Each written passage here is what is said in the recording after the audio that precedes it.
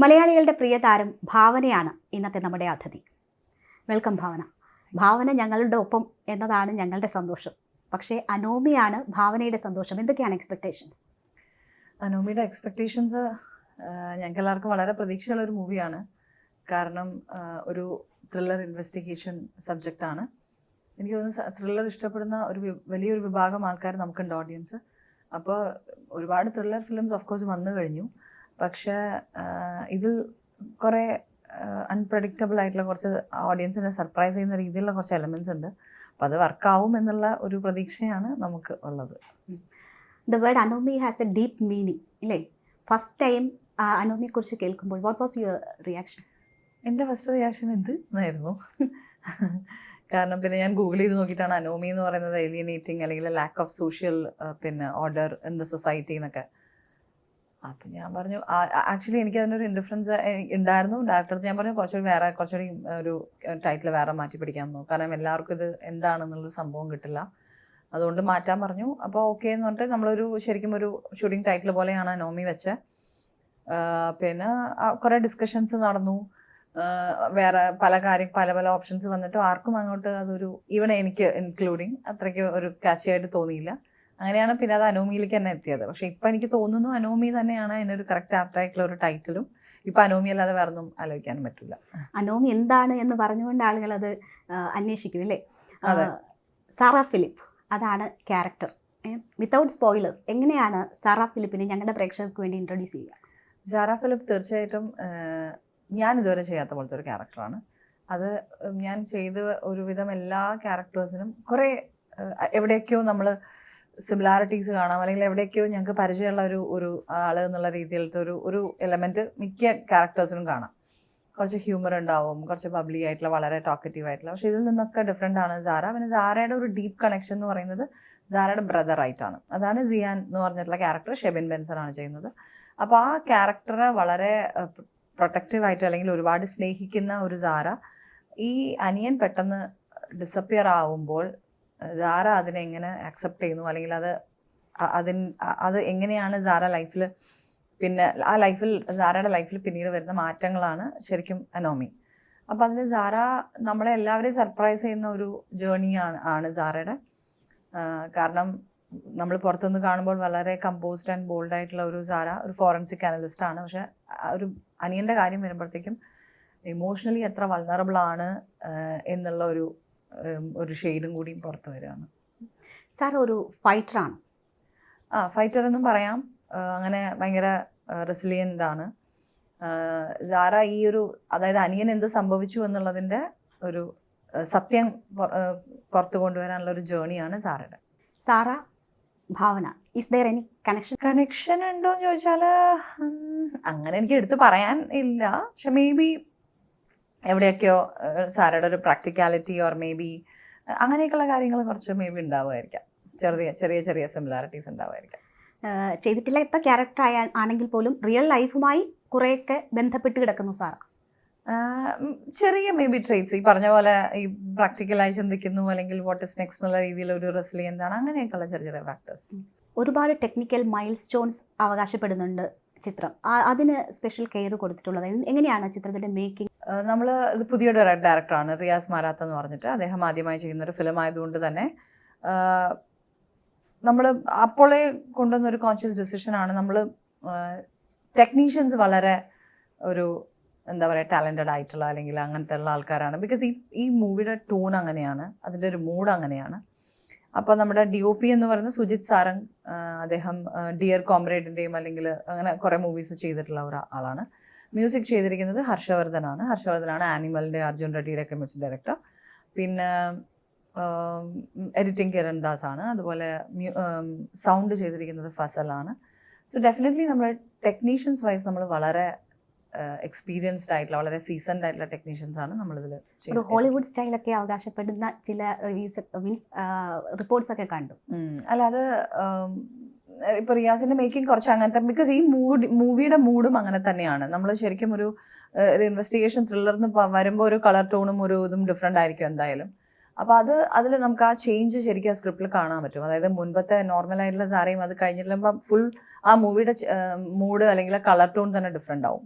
അത് അങ്ങനെ വരുന്നതിൽ സന്തോഷം. കഴിഞ്ഞ ഒരു 8 വർഷമായിട്ട് you have said no to many directors, even well known directors പോലും സമീപിച്ചിട്ടും നോ പറഞ്ഞിട്ടുണ്ട്. എങ്ങനെയാണ് ഒരു നവാഗതനായ സംവിധായകന് ഒരു യെസ് ഭാവനയിൽ നിന്ന് കിട്ടുന്നത്? അല്ല, ഞാൻ ആക്ച്വലി ആഡം ജോവാന് ശേഷം ഞാൻ ബൈ ചോയ്സ് എടുത്തൊരു ബ്രേക്കാണ്. ഒരു മേ ബി ഒരു 4 to 5 years ഞാൻ മലയാളം മൂവീസ് ഒന്നും ചെയ്തില്ല. അപ്പോൾ ആ സമയത്ത് കുറച്ച് നല്ല പ്രോജക്ട്സുകൾ വന്നിരുന്നു. പക്ഷെ ഞാൻ ചെയ്യുന്നില്ല എന്ന് പറഞ്ഞ് ഞാൻ മാറി നിൽക്കുമായിരുന്നു. അതപ്പോൾ എനിക്ക് അങ്ങനെ ചെയ്യാനാണ് തോന്നിയത്. പിന്നീട് ഞാൻ മൂവി കമ്മിറ്റ് ചെയ്തത് ഇന്ത്യക്കാക്ക ഒരു പ്രേമുണ്ടായിരുന്നു. അതും ഒരു പുതിയ ഡയറക്ടറായിരുന്നു. അപ്പോൾ അങ്ങനെ നമുക്ക് എന്ന് വെച്ചിട്ടുണ്ടെങ്കിൽ ഇപ്പോൾ ഒരു ഡയറക്ടർ ഒരാൾ പുതിയതാണെന്ന് പറഞ്ഞാൽ നമുക്ക് മാറ്റി നിർത്താൻ പറ്റില്ല. ഞാൻ ഒരുപാട് പുതിയ ഡയറക്ടേഴ്സിനോട് വർക്ക് ചെയ്തിട്ടുള്ള ഒരാളാണ്. അപ്പോൾ ആ കഥ പറയുമ്പോൾ അവരുടെ ആ ഒരു കൺവിക്ഷനാണ് നമ്മളെ ശരിക്കും ഇംപ്രസ് ചെയ്യുന്നത്. അപ്പം നോ പറയുന്ന കുറേ മൂവീസ് ഉണ്ടാവും. അപ്പം ഞാൻ ചെയ്യുന്നത് ചിലപ്പോൾ ഒരു 3-4 ഫിലിംസ് ആയിരിക്കും. പക്ഷെ അപ്പുറത്ത് ഒരു 5-6 പടങ്ങൾ നമ്മൾ ചിലപ്പോൾ നോ പറയുന്നത് ആ ക്യാരക്ടറോ ആ സ്ക്രിപ്റ്റോ ആയിട്ട് നമുക്ക് കണക്ട് ചെയ്യാൻ പറ്റാത്തതുകൊണ്ടാണ്. അതിലത്തെ ഡയറക്ടറിനെ നമ്മൾ വെറുതെ വന്ന് സംസാരിക്കുമ്പോഴത്തേക്കും അയാളെ നമുക്ക് ഒരിക്കലും അണ്ടർ എസ്റ്റിമേറ്റ് ചെയ്യാനോ ഓവർ എസ്റ്റിമേറ്റ് ചെയ്യാനോ പറ്റില്ല. പക്ഷെ ഇപ്പോൾ റിയാസ് ആണെങ്കിൽ ഫോർ എക്സാമ്പിൾ വന്ന് കഥ പറഞ്ഞപ്പോൾ ആ കഥയിൽ എനിക്കുണ്ടായിരുന്ന സംശയങ്ങളൊക്കെ അവിടെ കറക്റ്റ് ചെയ്ത് തരുമായിരുന്നു. പിന്നെ നമ്മൾ വർക്ക് ചെയ്യുക, പിന്നെ എങ്ങനെ വർക്ക് ചെയ്യും ചോദിച്ചാൽ നമ്മൾ വർക്ക് തുടങ്ങുമ്പോഴേ അറിയാൻ പറ്റുള്ളൂ. പക്ഷെ ആൾ ഭയങ്കര ഒരു കോൺഫിഡൻസ് ആയിരുന്നു, ഭയങ്കര നല്ല കൺവിക്ഷൻ ഉണ്ടായിരുന്നു ക്യാരക്ടേഴ്സിലും സ്റ്റോറി ലൈനിലും ഒക്കെ. പിന്നെ വളരെ റിസപ്റ്റീവ് ആണ്, മോസ്റ്റ് ഇമ്പോർട്ടൻറ്റ്. കാരണം എല്ലാവർക്കും ഉള്ള സജഷൻസ് കേൾക്കാൻ തയ്യാറാണ്, അതിനൊരു ഡിസ്കഷന് തയ്യാറാണ്. അല്ലാതെ ഇല്ല എനിക്കിങ്ങനെ പറ്റുള്ളൂ എന്നുള്ള ഇതില്ല. അപ്പോൾ ഒരു കൂട്ടായ്മ വർക്കാവുമ്പോൾ തന്നെ ആ ഒരു ബോണ്ട് അവിടെ ക്രിയേറ്റ് ചെയ്യാം. അപ്പോൾ പിന്നെ വർക്ക് തുടങ്ങിയപ്പോൾ റിയാസിന് അത്യാവശ്യം പിന്നെ വളരെ നോളജബിൾ ആണ് അബൌട്ട് മൂവി, വേൾഡ് സിനിമ എല്ലാം. അപ്പോൾ അങ്ങനെയാണ് റിയാസിന് ഈ ക്യാരക്ടറും സ്ക്രിപ്റ്റും എനിക്ക് ഇംപ്രസ്ഡ് ആയതുകൊണ്ടാണ് യെസ് പറഞ്ഞത്. സ്റ്റോറി ലൈൻ കേൾക്കുമ്പോൾ തന്നെ ആ ഒരു ഇൻട്രസ്റ്റ് ഉണ്ടായിരുന്നു? ഉണ്ടാവും. കാരണം ഞാനൊരു സ്റ്റോറി ലൈൻ കേട്ടിട്ട് എനിക്ക് ഇൻട്രസ്റ്റിംഗ് ആണെങ്കിൽ ഞാൻ ഫുൾ സ്ക്രിപ്റ്റ് ചോദിക്കും. അപ്പോൾ അത് വായിക്കുമ്പോൾ നമുക്ക് ഒന്നും കൂടി, കാരണം ചിലപ്പോൾ കേൾക്കുന്നതിനേക്കാൾ ചിലപ്പോൾ വളരെ ഇംപ്രസ്ഡ് ആവും സ്ക്രിപ്റ്റ്. അപ്പോൾ അതുകൊണ്ട് അങ്ങനെ വായിച്ചിട്ട് നമ്മൾ ഒരു സയൻസ് ഫിക്ഷൻ ത്രില്ലർ ആണല്ലോ. ദ ഇക്വേഷൻ ഓഫ് ഡെത്ത് എന്ന പേരിനൊപ്പം തന്നെ അനോമിക്കൊപ്പം തന്നെ ചേർത്ത് പറയുന്നുണ്ട് ട്രെയിലറിലൊക്കെ കാണുമ്പോൾ. ആ ജോണറിലുള്ള ചിത്രങ്ങൾ ഇഷ്ടമാണോ, എക്സ്പീരിയൻസ് ആണോ, എങ്ങനെയാണ്? എനിക്ക് ഇഷ്ടമാണ്. എൻ്റെ ഫേവറേറ്റ് ജോണർ ആക്ച്വലി ത്രില്ലറാണ്. എനിക്ക് ത്രില്ലർ കാണാൻ ഭയങ്കര ഇഷ്ടമാണ്. കാരണം അടുത്ത് എന്താണ് എന്നറിയാതെ നമ്മൾ മൂവി കാണുന്നതിലൊരു ഭയങ്കര രസമുണ്ട്. അതെനിക്ക് ഭയങ്കര ഇഷ്ടമാണ്. ചിലപ്പോൾ നമ്മൾ പ്രതീക്ഷിക്കാത്തൊരു എൻഡിങ് ആയിരിക്കും, അല്ലാതെ പ്രതീക്ഷിക്കാത്ത. അപ്പോൾ അത് എന്നെ സർപ്രൈസ് ചെയ്യുന്നത് എനിക്ക് ഭയങ്കര ഇഷ്ടമാണ്. ഒരു മൂവി കാണുമ്പോൾ ആസ് എൻ ഓഡിയൻ എനിക്ക് ഭയങ്കര സന്തോഷം തരുന്നൊരു കാര്യം, ത്രില്ല് തരുന്നൊരു കാര്യമാണ്. നമ്മൾ വളരെ പ്രഡിക്റ്റബിൾ ആയിട്ടുള്ളൊരു സിനിമ ഇനിയിപ്പോൾ അത് അങ്ങനെയായിരിക്കും ഇങ്ങനെയായിരിക്കും എന്ന് പറഞ്ഞ് കാണുന്നതിനേക്കാൾ എന്നുള്ളൊരു സംഭവം കൊണ്ടുവരുന്നത്. അപ്പോൾ എനിക്ക് ഭയങ്കര ഇഷ്ടമുള്ളൊരു ജോണറാണ് ത്രില്ലർ.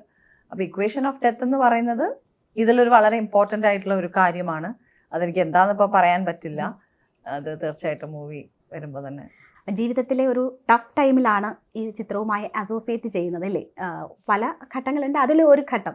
അപ്പോൾ എങ്ങനെയായിരുന്നു മൂഡ് സ്വിങ്സ്, സിറ്റുവേഷൻ, ഈ ഷൂട്ടിംഗ് ഒക്കെ എങ്ങനെയായിരുന്നു? ടഫ് ടൈം തുടങ്ങിയിട്ട് കുറേ കാലമായതുകൊണ്ട് ഇപ്പോൾ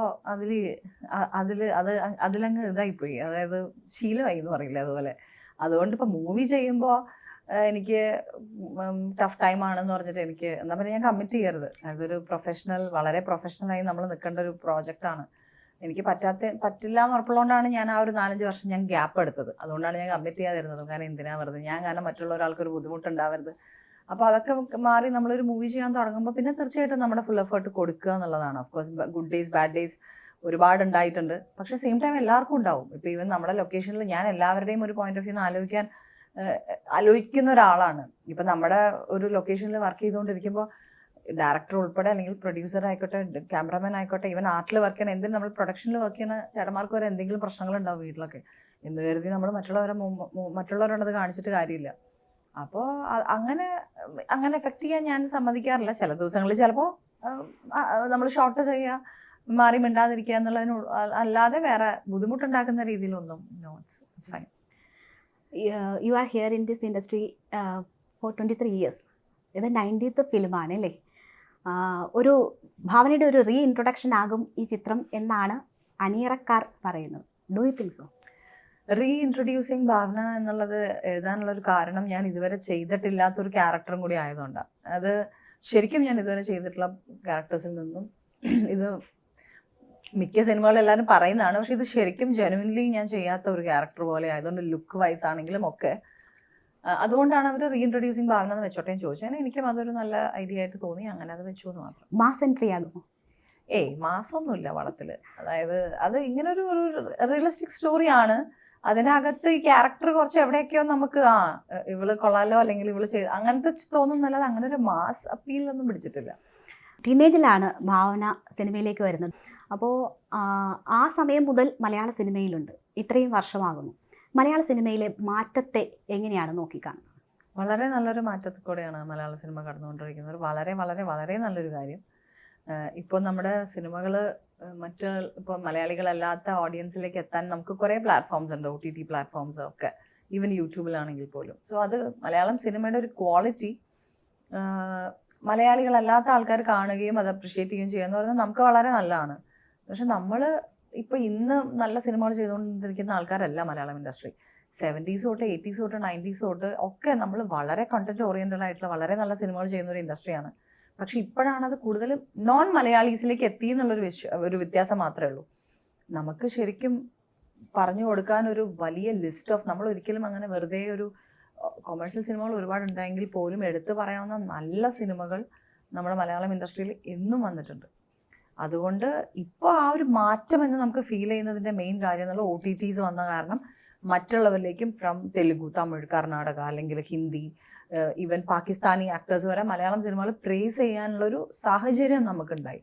നമ്മൾ പണ്ടും നല്ല ക്വാളിറ്റി കണ്ടന്റ് കൊടുത്തുകൊണ്ടിരിക്കുന്ന ഇൻഡസ്ട്രിയാണ് മലയാളം. പണ്ടും നല്ല സിനിമകൾ ഉണ്ടായിട്ടുണ്ട്. പക്ഷേ മലയാള സിനിമയിൽ ഈ ഡബിൾ മീനിങ് വരുന്ന തരത്തിലുള്ള, അത് പറഞ്ഞ് ജനങ്ങളെ ചിരിപ്പിക്കുന്ന തരത്തിലുള്ള സിനിമകൾ ഉണ്ടായിരുന്നു.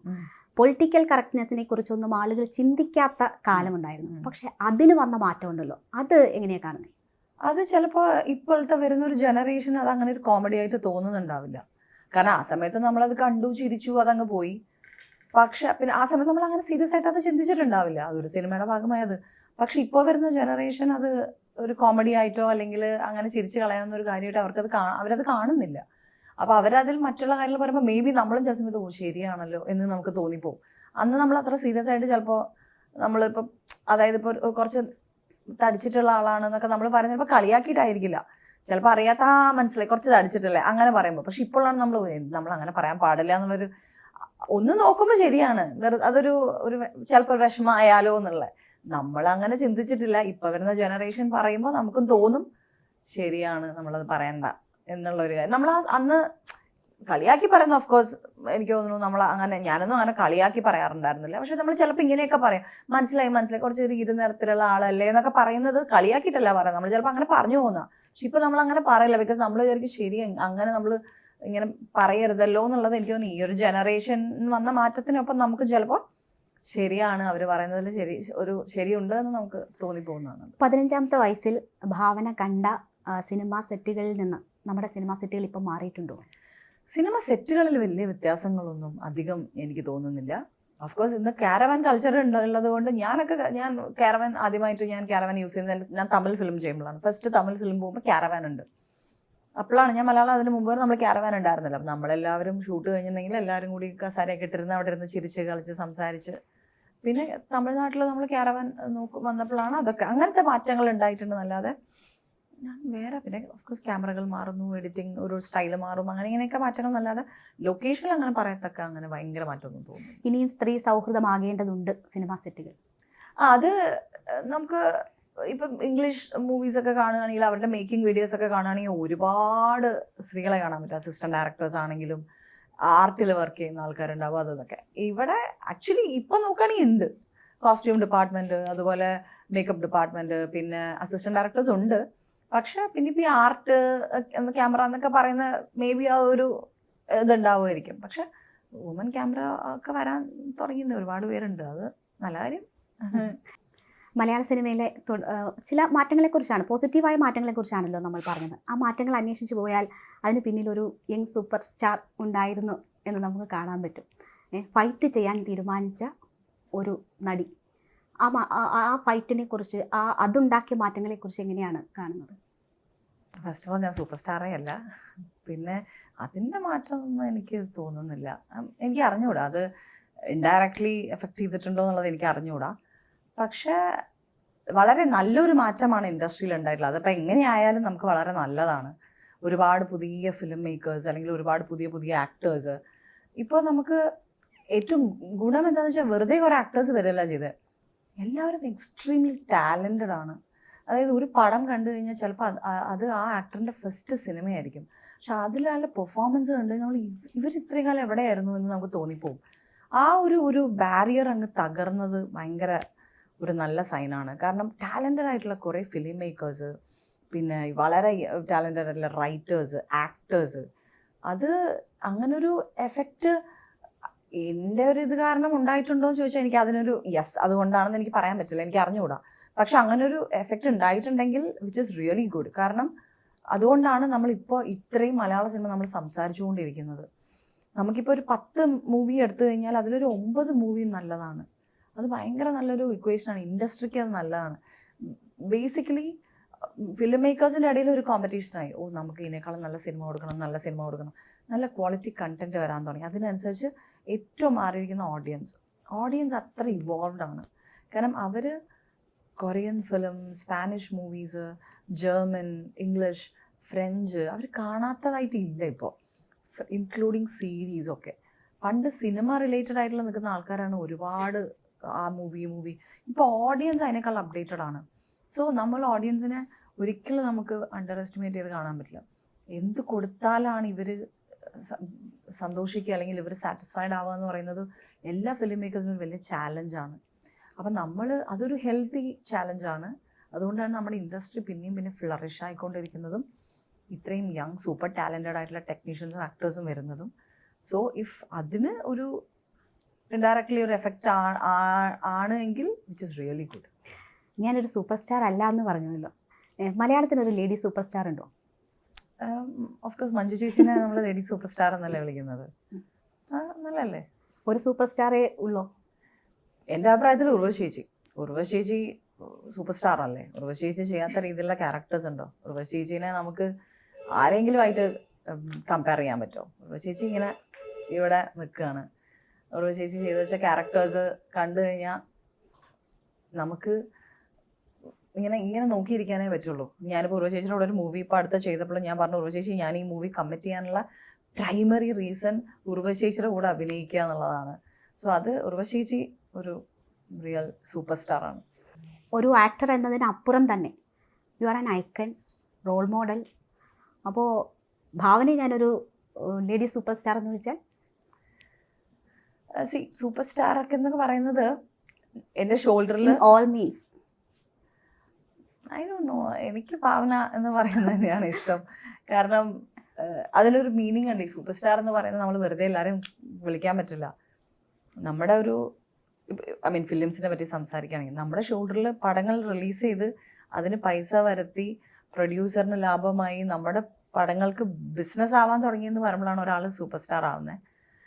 ഇപ്പം ആ സ്റ്റാർഡമൊക്കെ ഇങ്ങനെ മാറി വരികയാണ് ശരിക്കും. ഇപ്പം മമ്മൂക്ക, ലാലേട്ടൻ എന്നുള്ളൊരു അവരിങ്ങനെ ശരിക്കും ഇങ്ങനെ നിൽക്കുകയല്ലേ.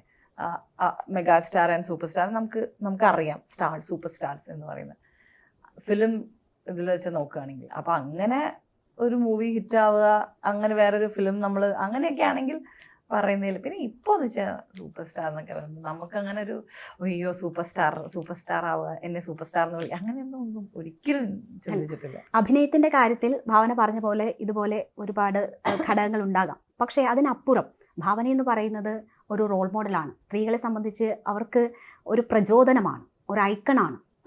കേരളത്തിൻ്റെ പൊതുസമൂഹം ഇതുപോലെ ഒരു നടിയെ നെഞ്ചിലേറ്റിയ ഒരവസരം വേറെ ഉണ്ടെന്ന് എനിക്ക് തോന്നുന്നില്ല. അപ്പോൾ അത് ഒരു റെസ്പോൺസിബിലിറ്റിയാണോ ഭാവനയെ സംബന്ധിച്ച്? ഈ സ്റ്റാർഡം ഒന്നും ആ രീതിയിലൊന്നും കാണുന്നില്ല എന്ന് പറയുമ്പോൾ പോലും അതൊരു റെസ്പോൺസിബിലിറ്റിയാണ്. ഞാൻ അങ്ങനെ ആലോചിക്കുന്നേ ഇല്ല.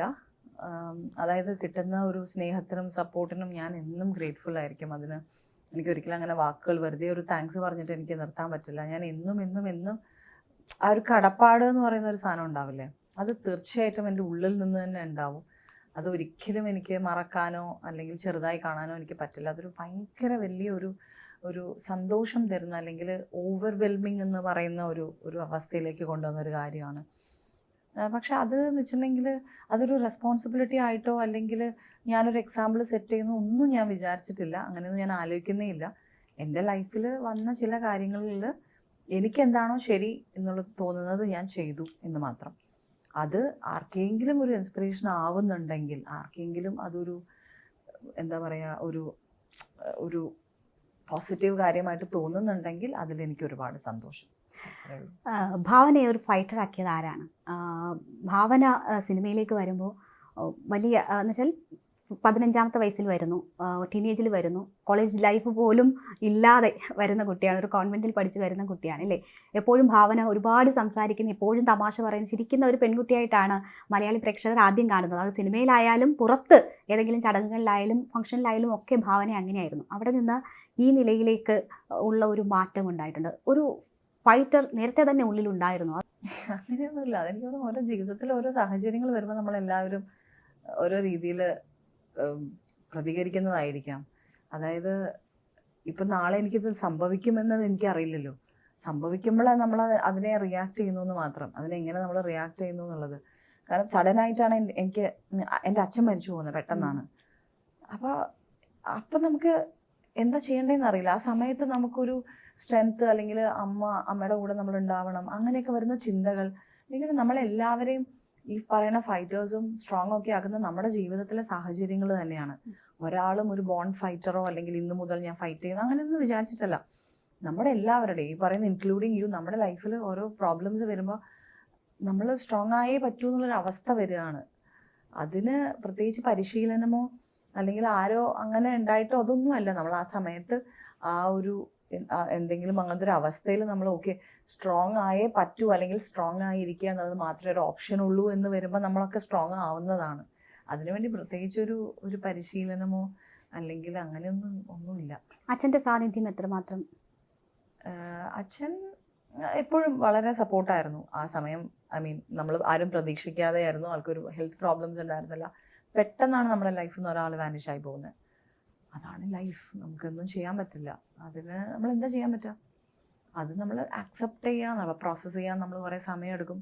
അതായത് ഇന്നലെ രാത്രി വരെ ഉണ്ടായിരുന്ന ആൾ പിറ്റേ ദിവസം രാവിലെ ഇല്ലാതാവുന്നു എന്ന് പറയുന്നത് ഒരു ഭയങ്കര ഒരു ഷോക്കിംഗ് ഇതാണ്. പക്ഷേ നമ്മളെല്ലാവരും ഓരോരോ ജേർണി കൂടെ കടന്നു പോകുമല്ലേ. അപ്പോൾ ഭാവന പറഞ്ഞു, ഭാവനയ്ക്ക് ആരുമില്ല, സ്വയം ആ സിറ്റുവേഷനെ മറികടക്കുക, അതിന് സ്വയം ഊർജ്ജം കണ്ടെത്തുന്നു എന്ന് പറയുന്നല്ലേ.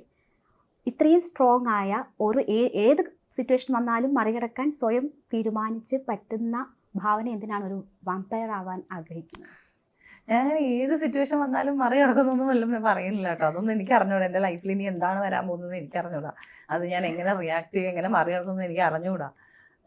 അത് വാമ്പയറിൻ്റെ കാര്യം അതൊരു കോമഡിയാണ്. അത് ഞാൻ വാമ്പയർ ഡയറീസ് അല്ലെങ്കിൽ ഒറിജിനൽസ് അല്ല 2 സീരീസ് കണ്ടിട്ട് എനിക്ക് ഭയങ്കര ഇഷ്ടപ്പെട്ടിട്ട് എനിക്ക് ആ വേൾഡിലായിപ്പോയി ഞാനിങ്ങനെ ഭയങ്കരമായിട്ട് വാമ്പയർ ആയ അടിപൊളിയായിരുന്നു അല്ല, അങ്ങനത്തെ ചില ഈ ചൈൽഡിഷ് തോട്ട്സുകൾ കാരണം അങ്ങനെ തോന്നുന്നു. ഭയങ്കര രസമായിരുന്നു ആ ഒരു വേൾഡ്. ഒരു നമ്മൾ ചിലപ്പോൾ ആഗ്രഹിക്കില്ലേ, നമ്മൾ ആരും പരിചയമില്ലാത്ത, ആരും അറിയാത്ത എവിടെയെങ്കിലും പോയി ഇരുന്നാലോ എന്നൊക്കെ, അങ്ങനത്തെ ഒരു ഫീൽ തന്നെ എനിക്ക് വാമ്പയർ ഡയറീസ് ആണ്. അപ്പോൾ അതുകൊണ്ട് അങ്ങനെ നോക്കിയതാണ്. വാമ്പയറിൻ്റെ പവർ വേണ്ട? അതൊക്കെ വേണം, എല്ലാം വേണം, ഇൻക്ലൂഡിങ് എവറിത്തിങ്. വാമ്പയറിൻ്റെ പവർ കിട്ടിയിട്ട് എന്തെങ്കിലും ചെയ്യാനുണ്ടോ? ചെയ്യാൻ രസമാണ്, ഇങ്ങനെ മാറി മാറി ജീവിക്കുക. ഒരു രസമുള്ള ഒരു ലൈഫ് മിസ്റ്ററിയാണ് ബീങ് എ വാമ്പയർ. ആ സീരീസ് കാണുമ്പോൾ കേട്ടോ, ശരിക്കുള്ള വാമ്പയർ ഒന്നും ഇല്ലല്ലോ, നമ്മൾ എവിടെ പോയി ചോദിക്കാനാണ്. ആ സീരീസിൽ കാണുമ്പോൾ നമുക്ക് ഇഷ്ടപ്പെടും. ലുക്കിംഗ് അറ്റ് യുവർ സെൽഫ്, എന്താണ് വീക്ക്നെസ്, എന്താണ് പവർ? പവർ എനിക്ക് തോന്നുന്നു എൻ്റെ ഫാമിലി ആൻഡ് ഫ്രണ്ട്സ് ആയിരിക്കും. പിന്നെ കുറച്ച് പ്രാക്ടിക്കലാണ് ഞാൻ. വീക്ക്നെസ് എന്ന് പറയുന്നതും അഗെയിൻ ഫാമിലി ആൻഡ് ഫ്രണ്ട്സ് തന്നെയായിരിക്കും. പിന്നെ ഓഫ്കോഴ്സ് എൻ്റെ കരിയർ കുറച്ച് നമ്മൾ ഇത്രയും ചെറുപ്രായത്തിൽ തന്നെ നമ്മൾ വർക്ക് ചെയ്തുകൊണ്ടിരിക്കുമ്പോൾ നമുക്ക് ഈ ഒരു കരിയർ കൊണ്ട് ഭയങ്കര ഇത് തോന്നുമല്ലോ. അടിമാർക്ക് കിട്ടുന്ന റെമ്യൂണറേഷനെ കുറിച്ച് നമ്മൾ എപ്പോഴും സംസാരിച്ചിട്ടുണ്ട്. ഭാവന ഒരു പ്രൊഡ്യൂസറായി ഇൻട്രൊഡ്യൂസ് ചെയ്യുന്ന ഒരു സിനിമ കൂടിയാണ് അനോമി. ആ സാഹചര്യങ്ങൾക്ക് എന്തെങ്കിലും മാറ്റം വന്നിട്ടുണ്ടോ? റെമ്യൂണറേഷൻ്റെ സംഭവം എന്ന് വെച്ചിട്ടുണ്ടെങ്കിൽ ഓഫ്കോഴ്സ് എക്സ്പീരിയൻസ് എന്ന് പറയുന്ന ഒരു കാര്യം ഓഫ്കോഴ്സ് ഉണ്ട്. പക്ഷെ വേറൊരു കാര്യം എന്ന് വെച്ചിട്ടുണ്ടെങ്കിൽ ഇപ്പം എന്നെ ഒരു മൂവിയിൽ വെക്കുമ്പോൾ ആ ക്യാരക്ടറിന് ഞാൻ അത് കറക്റ്റാണോ അല്ലെങ്കിൽ ഭാവന ഈ ക്യാരക്ടറിന് ശരിയായിരിക്കും എന്ന് തോന്നുമ്പോഴാണല്ലോ നമ്മളെ വിളിക്കുന്നത്. അപ്പം നമ്പർ ഓഫ് ഡേയ്സും അല്ലെങ്കിൽ ആ ഒരു പോസ്റ്റർ വാല്യൂ എങ്ങനെയായിരിക്കും എന്നൊക്കെ നോക്കിയിട്ടാണ് നമ്മളൊരു ഇത് പറയുന്നത്, ഒരു സാലറി പറയുന്നത്. പക്ഷെ നമ്മൾ വെറുതെ പോയിട്ട് നമുക്ക് ഇത്ര രൂപ വേണമെന്ന് ചോദിക്കുന്നതിലും അർത്ഥമില്ല. കാരണം നമ്മുടെ പേയ്മെൻറ്റ് എന്ന് പറയുന്നത് ശരിക്കും നമ്മുടെ പോസ്റ്റർ വെച്ചാൽ അല്ലെങ്കിൽ ഞാനാണ് എൻ്റെ സിനിമയാണെന്ന് അറിഞ്ഞ് ഓഡിയൻസ് തിയേറ്ററിലേക്ക് എങ്ങനെ വരുന്നു എന്നുള്ളൊരു കാര്യം വെച്ചിട്ടാണ് ഇതിൻ്റെ ഒരു റിയാലിറ്റി കിടക്കുന്നത്. അതുകൊണ്ട് അത് മാർക്കറ്റ് ബേസാണ്. നമുക്ക് നല്ല മാർക്കറ്റ് ഉണ്ട്. നമ്മൾ ചെയ്ത പടത്തിന് ഓഡിയൻസ് വരുമെന്നാണെങ്കിൽ നമുക്ക് അങ്ങനെ ഒരു സാലറി, നമ്മൾ ആഗ്രഹിക്കുന്ന ഒരു സാലറിയൊക്കെ നമുക്ക് ഡിമാൻഡ് ചെയ്യാൻ പറ്റും. അല്ലെങ്കിൽ എന്ന് വെച്ചാൽ നമ്മുടെ ആ ഒരു എന്താ പറയുക, ആ ഒരു എക്സ്പീരിയൻസിനും അല്ലെങ്കിൽ നമ്പർ ഓഫ് ഡേയ്സും വെച്ചിട്ടാണ് നമുക്ക് സാലറിയൊക്കെ പറയാൻ പറ്റും. പ്രൊഡ്യൂസർ എന്ന നിലയിലുള്ള അനുഭവങ്ങൾ എന്താണ്? ഞാൻ ശരിക്കും പറഞ്ഞാൽ പ്രൊഡ്യൂസർ എന്നുള്ള രീതിയിൽ പ്രത്യേകിച്ച് കാര്യങ്ങളൊന്നും ഇതിൽ ചെയ്തിട്ടില്ല. എനിക്കൊരു ഫസ്റ്റ് ഷെഡ്യൂളൊക്കെ കഴിഞ്ഞപ്പോൾ ഞാനൊരു ആർട്ടിസ്റ്റ് എന്നുള്ള രീതിയിൽ തന്നെയാണ് ഈ പടം കമ്മിറ്റ് ചെയ്തതും. ഒരു ഷെഡ്യൂൾ കഴിഞ്ഞപ്പോൾ ഇവരായിട്ട് ആദിത്യ ആൻഡ് റിയാസ്, ആദിത്യാണ് ഇതിൽ one of the producers, APK cinemas എന്ന് പറഞ്ഞിട്ട്, ആദിത്യ ആണ് എൻ്റെ അടുത്ത് ഇങ്ങനെ ഒരു ക്വസ്റ്റ്യൻ ചോദിച്ചത്, ഇങ്ങനെ ഒരു കാര്യം താല്പര്യമുണ്ടോ എന്നുള്ളത്.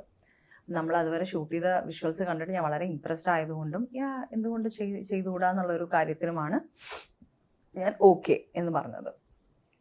പക്ഷെ ആ പ്രൊഡ്യൂസർ എന്നുള്ള രീതിയിൽ എനിക്ക് അങ്ങനെ വളരെ ബുദ്ധിമുട്ടുണ്ടെന്ന് വന്നിട്ടില്ല. എല്ലാം എക്സിക്യൂട്ട് ചെയ്തത് ആദ്യത്തും എല്ലാവരും കൂടിയാണ്. ഞാൻ ഒരിക്കൽ പോലും എവിടെയും പോയിട്ട് മീറ്റിങ്ങിന് ഇരിക്കുകയോ അല്ലെങ്കിൽ അത് ചെയ്തു അങ്ങനെയൊന്നും പറയേണ്ടി വന്നിട്ടില്ല. അതുകൊണ്ട് ആസ് എ പ്രൊഡ്യൂസർ എനിക്ക് ഭയങ്കര എക്സ്പീരിയൻസ് ഒന്നുമില്ല. ഇനിയും പ്രൊഡ്യൂസറായി ഭാവനയെ കാണാൻ പറ്റുമോ? അതെനിക്ക് പറയാൻ പറ്റില്ല. അത് ഈ മൂവി എങ്ങനെ വരുമെന്ന് നോക്കട്ടെ, എന്നിട്ട് നോക്കാം.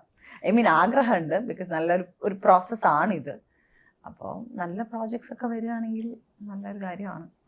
അനോമിയുടെ വിജയത്തെക്കുറിച്ച് എന്തൊക്കെയാണ് പ്രതീക്ഷ? ഏതൊരു മൂവിയും പോലെ തന്നെ നമുക്ക് വളരെ നല്ല രീതിയിൽ പ്രേക്ഷകർക്ക് അത് ഇഷ്ടപ്പെടണം, അവർ സ്വീകരിക്കണം, നല്ല തിയേറ്ററിൽ പോയിട്ട് തന്നെ ആൾക്കാർ കാണണം എന്നൊക്കെയുള്ള പ്രതീക്ഷകളാണ്. ബേസിക്കലി നമ്മളൊരു നല്ല ക്വാളിറ്റിയുള്ള ഫിലിമാണ് ചെയ്തിരിക്കുന്നത്. നമ്മുടെ പടത്തിൽ സൂപ്പർ സ്റ്റാർസ് ഒന്നുമില്ല.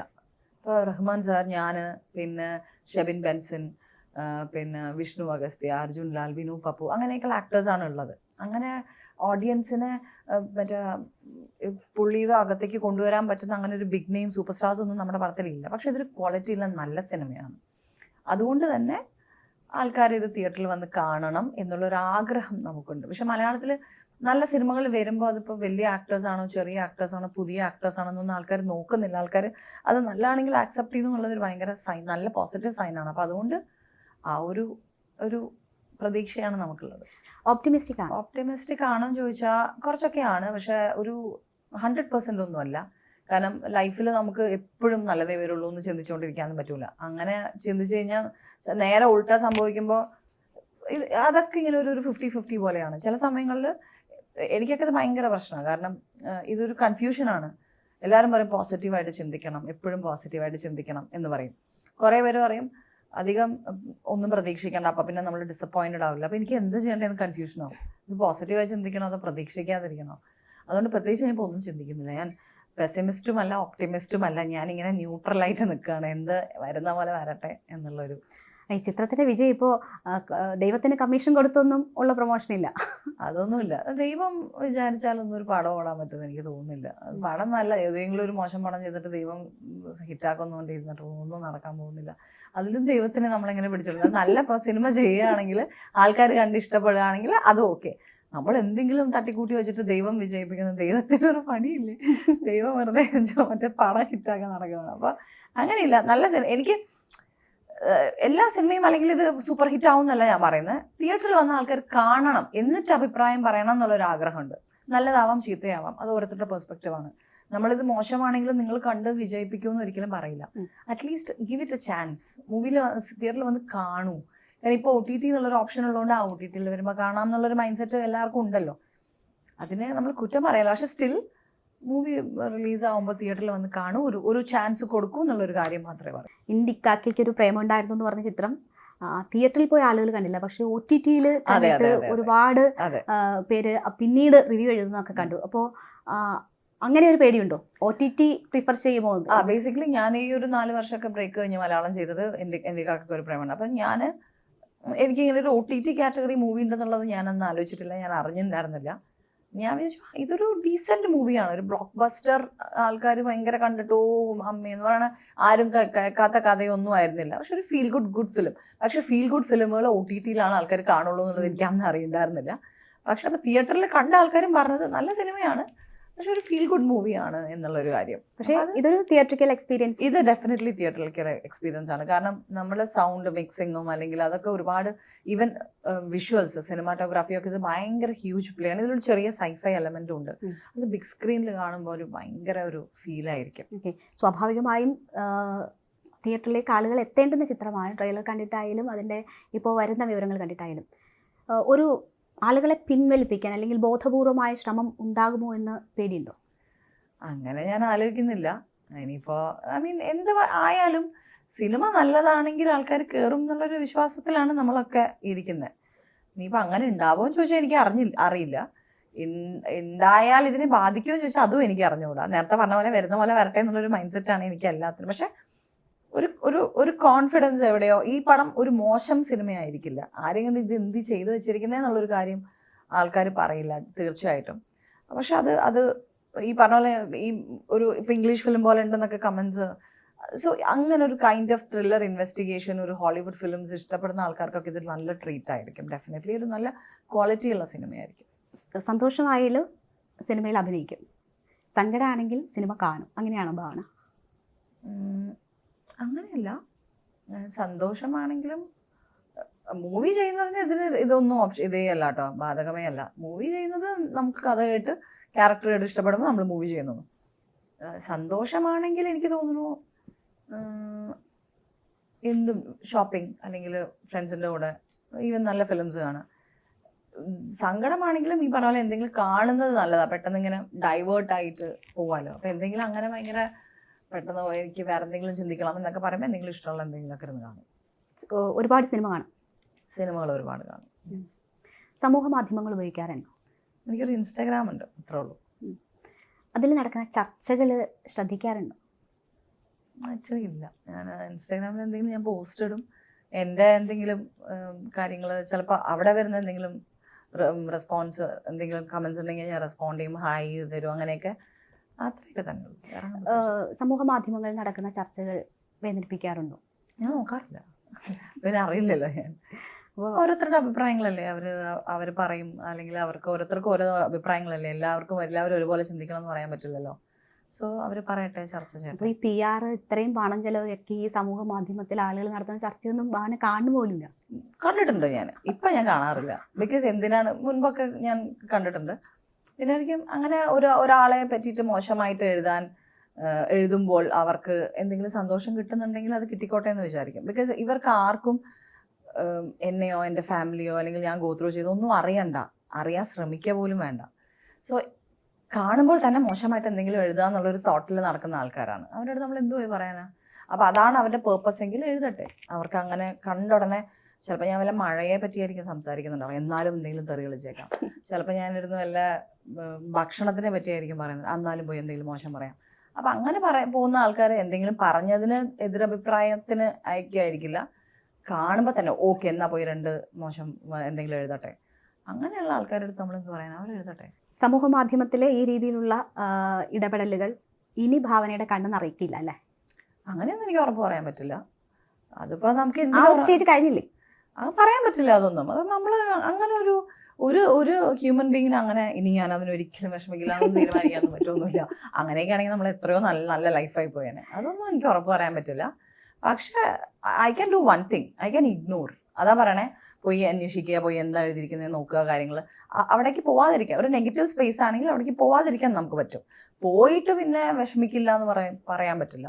പോവാതിരിക്കുക എന്ന് മാത്രമേ എനിക്ക് ചെയ്യാൻ പറ്റുള്ളൂ. അപ്പോൾ ഒരു സിറ്റുവേഷനെ എങ്ങനെയൊക്കെ മറികടക്കാം അതിൻ്റെ ധൈര്യം ഭാവന എപ്പോഴും കാണിച്ചിട്ടുണ്ട്. അതിനൊപ്പം നമുക്ക് കുറച്ച് സപ്പോർട്ടിങ് ഫാക്ടേഴ്സ് കൂടി വേണം. അത് ഫ്രണ്ട്സ് ഉണ്ട്, ഫാമിലി ഉണ്ട് എന്ന് പറഞ്ഞു.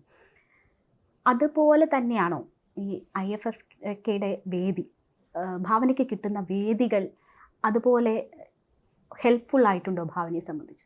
നമുക്ക് ശരിക്കും ഒരു പോസിറ്റീവ് എനർജി തരുന്ന ഒരുപാട് വേദികൾ ഉണ്ടായിട്ടുണ്ട്. ഫോർ എക്സാമ്പിൾ IFFK അല്ലെങ്കിൽ നമ്മൾ ഓരോ ഇവൻറ്റ്സിനൊക്കെ പോകുമ്പോൾ ഒരു പോസിറ്റീവ് എനർജി ഒരു ഗിവ് ആൻഡ് ടേക്ക് എന്നുള്ള ഒരു കാര്യമുണ്ടല്ലോ, അത് ഭയങ്കര ഒരു എനർജി കിട്ടും നമുക്ക്. അതായത് ഒരു ഇഷ്ടമുള്ള ആൾക്കാരുടെ അടുത്ത് നിൽക്കുമ്പോഴും നമുക്ക് ആ ഒരു എനർജി കിട്ടുമല്ലോ. തീർച്ചയായിട്ടും നമുക്കത് ഭയങ്കര ഒരു പോസിറ്റീവ് ഫീലിംഗ് ആണ്. ഏറ്റവും ഒടുവിൽ സുനിത വില്യംസുമായി നിൽക്കുന്ന ഫോട്ടോ പങ്കുവെച്ചുകൊണ്ടായിരുന്നു. അപ്പോഴെന്തായിരുന്നു മനസ്സിൽ?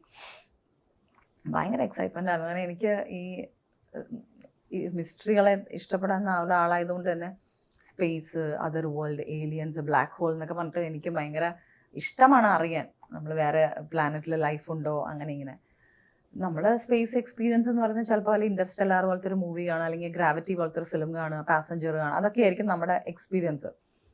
പക്ഷെ അത് നേരിട്ട് പോയി അവിടെ അത്രയും ദിവസങ്ങൾ സർവൈവ് ചെയ്തിട്ടുള്ള ഒരാളാണ്. സോ ഡെഫിനറ്റ്ലി നമ്മുടെ ഒരു റെസ്പെക്റ്റ് എന്ന് പറയുന്നത് ഭയങ്കര റെസ്പെക്റ്റ് ആയിരിക്കും അവരോട്. കാരണം നമ്മളൊന്നും ലൈഫിൽ ഒന്നും അല്ല.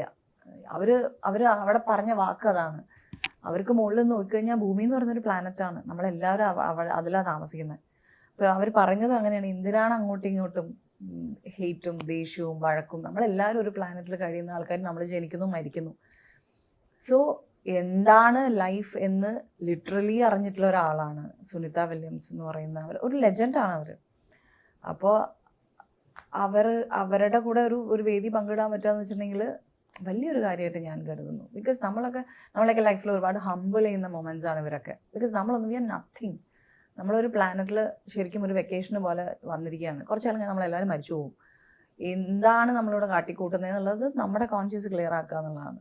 മരിക്കുന്നതിന് മുമ്പ് ചിന്തിച്ച് സന്തോഷിക്കാൻ ഒരു 10 നല്ല മെമ്മറീസ് ഉണ്ടെങ്കിൽ വി ആർ ലക്കി.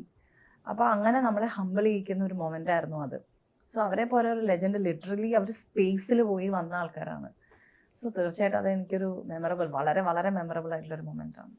ഭാവനയെക്കുറിച്ച് പല അഭ്യൂഹങ്ങളാണ്.